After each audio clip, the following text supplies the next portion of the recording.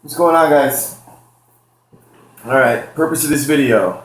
I'm sure as most of you know, recently we released our top 10 rankings for each division in the UFC, as well as a top 10 pound for pound. Now what I'm going to do here is go over the criteria as to how and why we came up with the rankings that we did.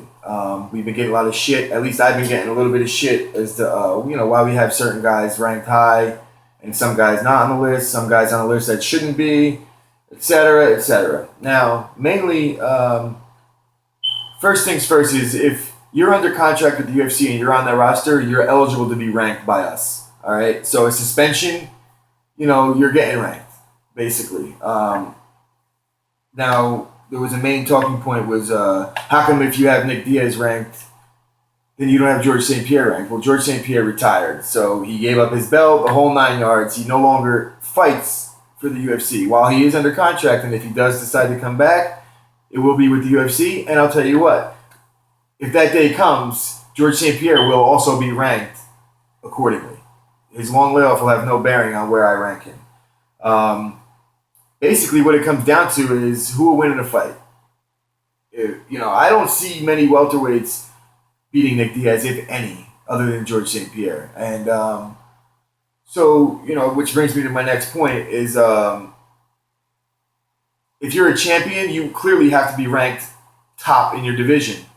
So I'll have Woodley first in the welterweight, but we're going pound for pound. I have Diaz and Wonderboy ahead of him because the belt should have no bearing. Also, it's not solely based off of what have you done for me lately, because certain guys like Michael Bisping, he's not a top 10 pound for pound fighter in my eyes. I think he lost to Dan Henderson. I think he possibly lost to Anderson Silva. So based off of a couple of decisions, we're going to give this guy a top 10 ranking. Now, don't get me wrong, I love Bisping. He's one of my favorites, but I just don't see him ranked that high in terms of skill set.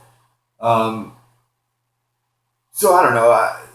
I'm just thinking based off of a couple split decision wins, Bisping is ranked all of a sudden in the top 10 pound for pound, and that's ridiculous if you ask me.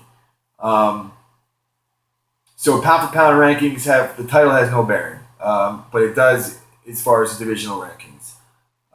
What else do we have to talk about here? Yeah, I mean, there's really not much more to it as far as the rankings go. Clearly, I'll talk about anything you guys, any questions you have, you can ask any one of us, and we'll gladly, shoot the shit with you. You can even call in. Speaking of the podcast, we may have to change the name because of copyright issues, but that's no big deal. We'll keep